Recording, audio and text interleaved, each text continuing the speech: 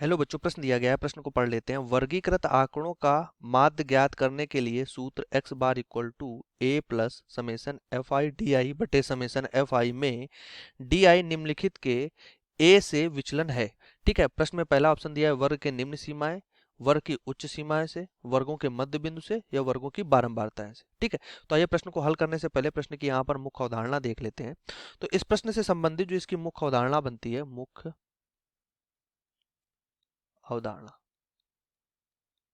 वह यह बनती है कि x बार जो हमारे पास होता है, माध्य जो होता है, वो उसका सूत्र बनता है a plus summation f i d i बटे समेसन एफ आई।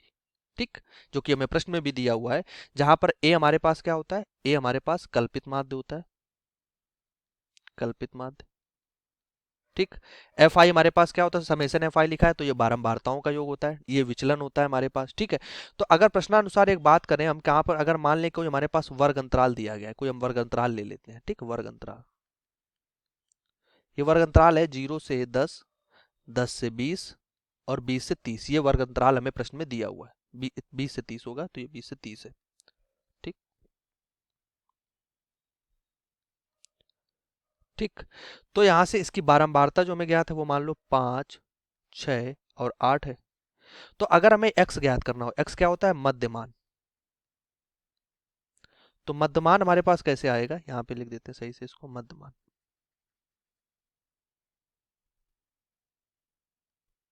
x हमारे पास है मध्यमान।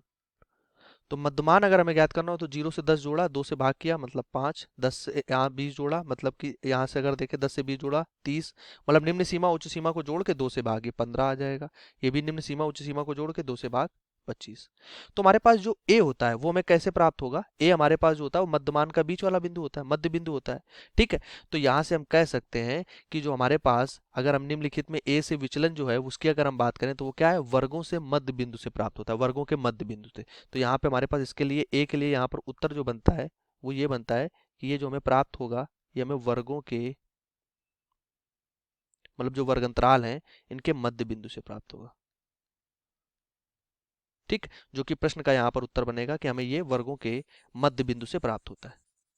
ठीक है, जैसा कि हम निम्न सीमा उच्च सीमा को जोड़ रहे हैं और 2 से भाग कर रहे हैं और उसके बाद मध्य बिंदु देखते हैं, तो वहीं से हमें ये a प्राप्त हो रहा है जो कि कल्पित माध्य है। और वर्ग अंतराल में अगर हम देखें तो हमें जो वर्ग अंतराल में सीमा दी गई वो 0 से 10, मतलब कि 10 का अंतर है सभी में। ठीक है, और 2 से हम सब में भाग कर रहे हैं मध्यमान निकालने के लिए। तो ऑप्शन हमारे पास कौन सा सही हो जाएगा, ऑप्शन हमारे पास तीसरा वाला सही हो जाएगा। आशा करते हैं प्रश्न का उत्तर समझ में आया होगा। धन्यवाद।